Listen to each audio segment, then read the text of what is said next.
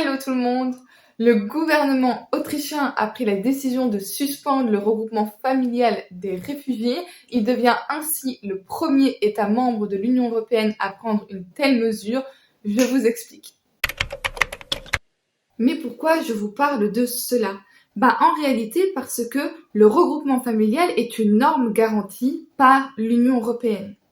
Et normalement, pour restreindre cette norme prévue par l'Union européenne, l'Autriche doit justifier d'une situation d'urgence.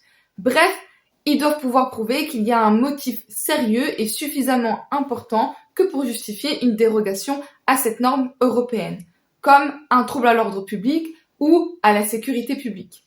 L'Autriche estime que cette mesure est nécessaire pour se protéger d'un afflux de personnes. Cependant, les chiffres montrent que les arrivées de membres de familles de réfugiés sont en diminution en Autriche. On en avait 9300 en 2023 contre 7800 en 2024. Avec une population totale de 9,2 millions d'habitants, cette baisse relativise l'argument d'un afflux incontrôlé. Face à cela, plusieurs ONG ont annoncé leur intention d'intenter une action en justice estimant que l'Autriche ne respectait pas ses obligations internationales. Dans une telle affaire, tout dépendra des juges. Cependant, une véritable question se pose ici.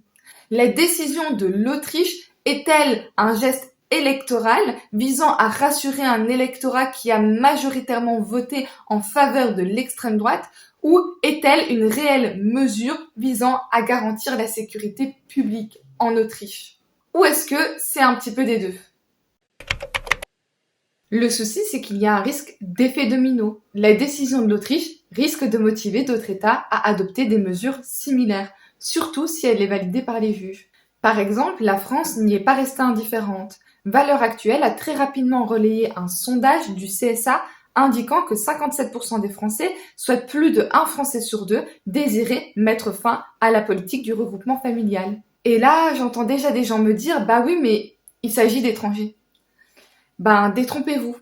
Le détricotement des droits fondamentaux ne vaut pas que à l'égard des étrangers. Ça peut aussi valoir pour vous, que ça soit des nationaux ou des membres de l'Union européenne. Eh bien oui, parce que ce genre de clause d'urgence, lorsque l'on invoque un motif de sécurité publique ou d'ordre public pour restreindre des droits fondamentaux, en réalité, ça existe pour tous les droits, pas seulement ceux des étrangers. Et sur ce, moi je vous laisse, je vous souhaite une excellente fin d'après-midi et on se voit très bientôt pour une prochaine vidéo. N'hésitez pas à mettre un petit like, commenter, partager et vous abonner. Bye!